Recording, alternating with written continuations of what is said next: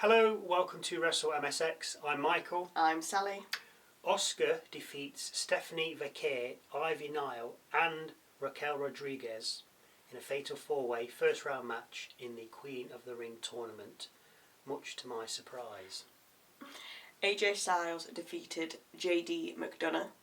Kairi Sane defeated Liv Morgan. The match was abandoned due to Morgan sustaining an injury and being unable to carry on. Jey Uso defeats Rusev, Sheamus and Bronson Reed in a fatal four-way first round match in the King of the Ring tournament. Now, if you want to know how all that happened,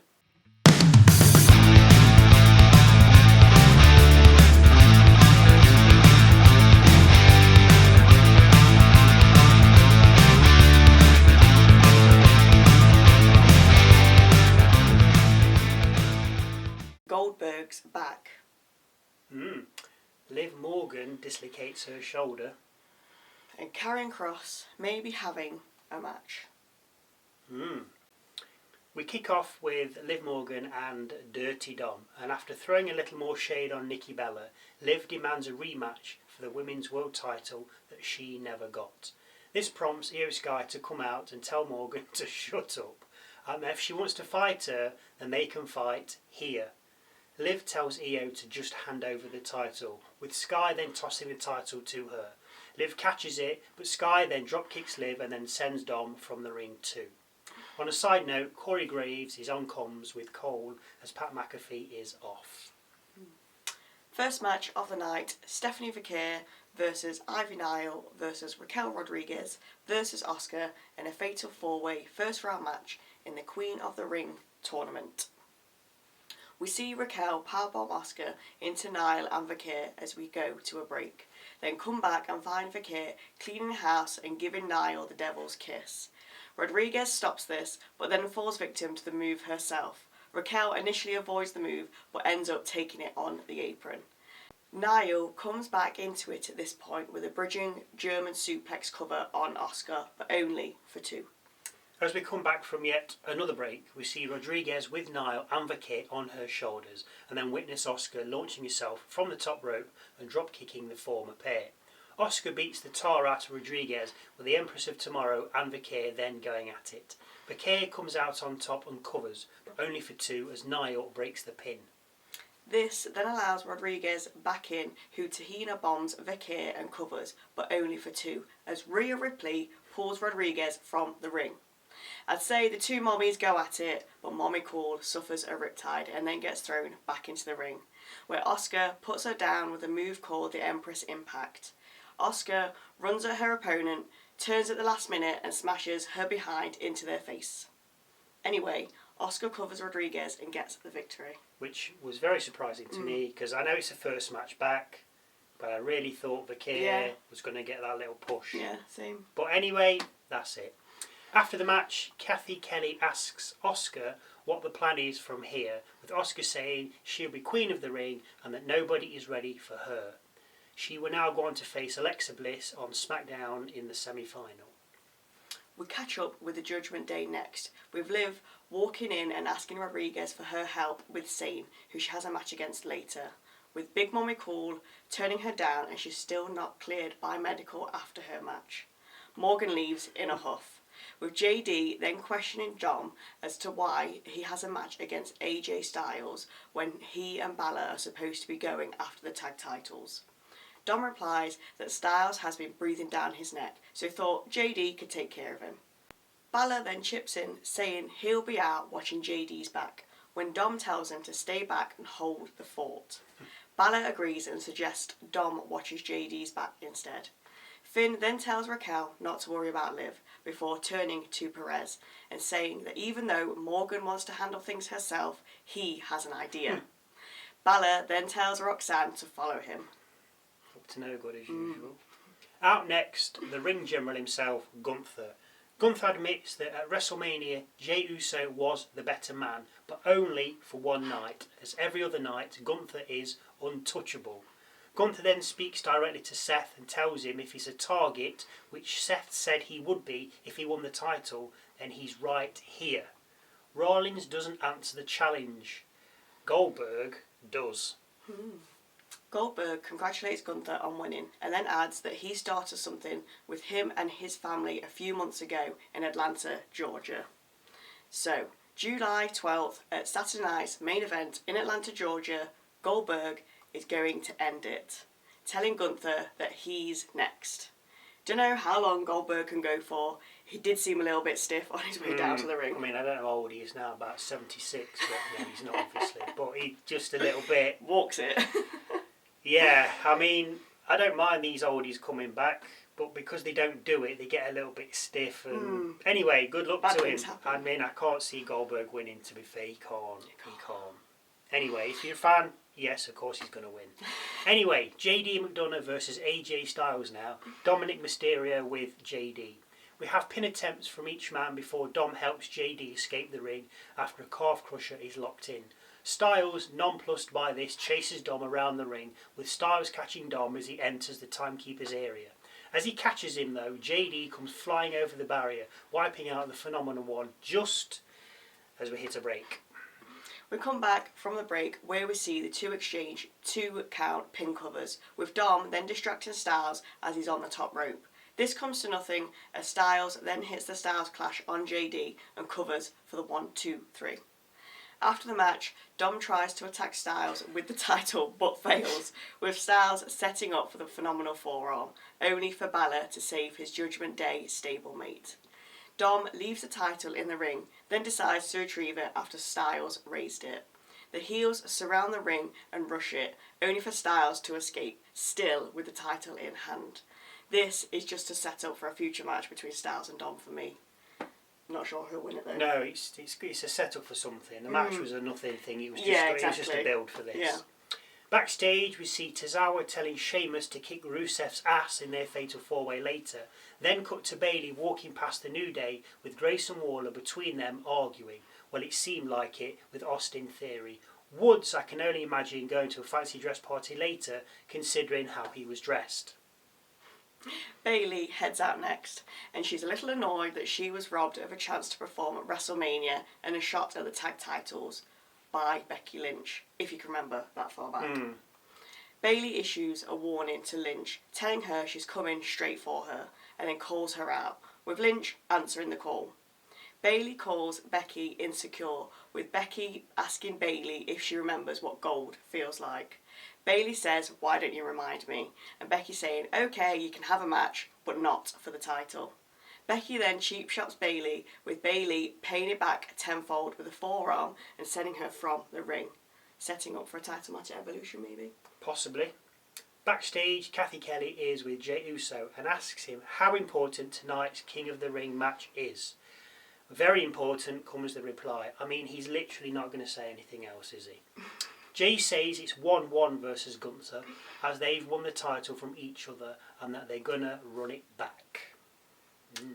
Backstage yet again, and we see AJ Styles handing Nick Aldis the IC title.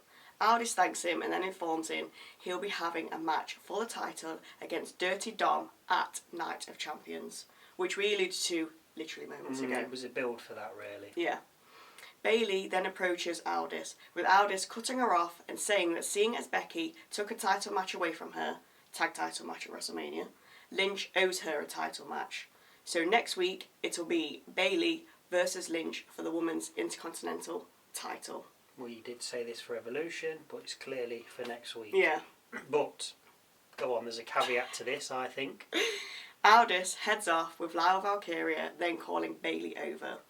Bayley says she's doing what's best for her, with Lyra warning that if Bayley wins the title, she'll do what's best for her. We said title match at Evolution, but that's next week. Maybe a triple threat for the IC title at Evolution. Lynch, Bayley, Valkyria. You heard it here first. I think it will be. Because why would you not give Valkyria that straight title shot? I'm not saying Bayley will win. No. I don't know if Valkyria will get involved or if Becky's... or something will happen, but I've got a feeling that these three are going to continue to Evolution and have a triple threat for the IC title. I mean, why not? Yeah, it would give it some interest as well. It's got a nice little build going. So, next up, Kairi Sane versus Liv Morgan. Sane takes Morgan down, but as Morgan lands, she seems to injure herself and grabs her right arm. Liv leaves the ring, we hit a break, come back and find out that the match has been abandoned. A little later we learn that Liv has dislocated her shoulder. So get well soon, MVP. So you wonder what that's going to do to the tag titles now. I know, yeah. I mean, it's not a quick fix, that isn't, so... Unfortunately not, no.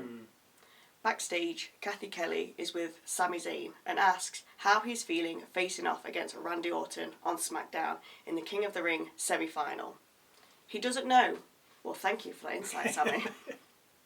Sami says it feels different this time when Karrion Kross rolls up. Kross calls Sami insane, saying he's going to lose to Orton on SmackDown, with Orton going on to become a 15-time world champion, while Sami stays at 0. Sami calls Kross a coward for hiding in the shadows and never going out to the ring. Sami then adds that once King of the Ring is done, he's going to Adam Pearce so that he can get a match against Kross. Kross replies, it's about time. That's twice now that somebody's mentioned Orton getting 15. I think somebody mentioned it on SmackDown. Yeah. If I'm wrong, I'm sure you let me know, but I'm sure they did. I'm saying it, I'm going to say Orton's going to win the whole thing, King of the Ring. I don't know if he's ever won it, I'm sure you'll know. I can't remember. There's a lot of history past, so no. So I think he'll win it.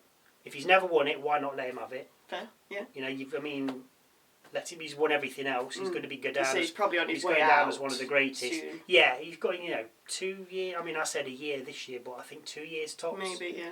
But I think he's going to win it. I mean, we usually call things quite early, don't we? Like when I said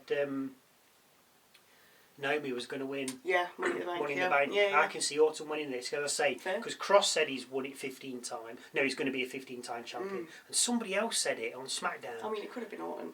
No, He might have done, yeah. But the point is, it's been mentioned twice now. Why all of a sudden he's saying 15-time champion? Yeah. When you've had all those other years to say it, and why he's saying it now?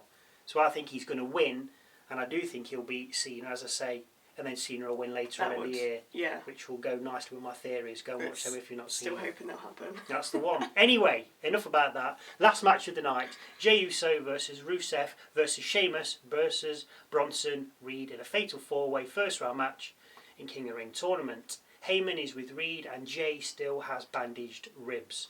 Reed and Sheamus leave the ring while Rusev takes it to Jey and works his ribs. Reed then pulls Rusev from the ring, with Rusev getting the better of the behemoths and sending Reed into the ring steps. Jey then dives out of the ring at Rusev just as we hit those commercials. We come back to see Jey and Reed exchange blows, with Jey winning out and then super kicking Sheamus and Rusev as they re-enter the ring. Reed feels the beat of the bow rain while Rusev deals with Jey on the outside. Sheamus and Rusev then meet in the middle of the ring, unloading on one another until Reed comes back and takes them both out. Jey tries to attack Reed, but Reed slams him once again. We break. We see Jey suffer at the hands of Sheamus, with Reed then headbutting the Irishman. Sheamus isn't done though, hitting Reed with white noise and covering for 2. Jey then deals out the super kicks but goes one too many on Rusev, who counters and locks Jey into the accolade. He's saved by a knee from Sheamus to Rusev, who then covers the Bulgarian, but only for 2 as Reed sentons the cover attempt. Reed then heads upstairs, tsunamis Sheamus and covers. Jey barely makes a save on 2, with Heyman then telling Reed to target the Uso. It fails though as Jey spears Reed and then heads up to the top rope. As he gets there, Bron Breakker pushes him down, with Breakker then celebrating his achievements. As he does, Sami Zayn from nowhere attacks Breakker. It doesn't work out too well though, as Sami gets thrown over the announcer's desk. Bron celebrates again the only way he knows how, when the crowd begin to cheer. I'm thinking LA Knight, but no, it's Penta. He dives out the ring at Breakker and takes him out as we head back to the ring and see Reed deliver a Death Valley driver to Jey and then head to the top rope. Okay, now it's time for LA Knight as he pushes Reed off the top rope and into the ring. Super kick, spear, Uso splash, cover. 1, 2, 3. Yes, Jey wins and now faces off against Cody Rhodes in next week's King of the Ring semi-final. Jey's music plays, but then it's cut off by Seth's. Seth enters the ring, readying to take out the Uso, when out comes Cody. Super Rhodes. Rhodes gets in the ring with Seth and Cody, then staring at each other. Rollins blinks first, exits the ring, and heads back up the rampway with his goons in tow. Cody turns to Jay with the two men then exchanging a knowing look. Raw goes off the air with the pair shaking hands. I feel this is quite a hard one to call between Rhodes and Jay, considering they've both recently been champions. I know Zayn and Orton, yes, that could go either way, but I've already nailed my colours to the mast and said Orton will win the whole thing, so I'm going Orton. But I feel this is hard to call because where do we go? Where do they go? So Jay loses, and then what does he do? He's just in with a pack. If he wins, he's obviously he's got to beat Orton. He's got to beat Orton. If Orton wins. If Orton wins, so then Jay comes. Oh, I'm going to fight Gunther again. Yeah. Do we need that again? I'm not sure we do. Whereas Rhodes, I think Jay will win because I think Rhodes is already set on a course to face off against, let's say, Cena at SummerSlam. I think that's already. Yeah. He's going that way. I mean, if it's not... He doesn't need to win King of the Ring. No, I don't think he does. No. I think Jay needs to win it. Yeah. I don't think he will. I think Orton will. Because, again, what does Orton do? So, I mean, it looks like Sami's already set for Kross. Yeah. Well, because it's just like, oh, yeah, when this is over, so you're not planning on continuing then? Yeah. Well, no, he could be, but he could be over by winning it. But, he won't... So that's set. Whereas Orton, what does he do? Rhodes is always going to be in the title picture anyway. Oh, yeah, of course. Jay's always going to be thereabouts, I suppose, with Gunther, whereas Orton's like... Just Ortoning around, RKOing people. Yeah, still not suspended from... No, nothing's been said at all. I'm just going to start dropping everybody with RKOs and then not get suspended. Yeah. What was that? Backlash, wasn't it? Yeah. Absolutely nothing happened. No, just had a little break. I don't know. Any thoughts or views that you'd like to share, then please feel free to leave them in that comment section down below. If you don't mind what we've done, thank you very much for watching. And we'll see you Wednesday for a look at this past week in WWE and Saturday when we take a look at SmackDown.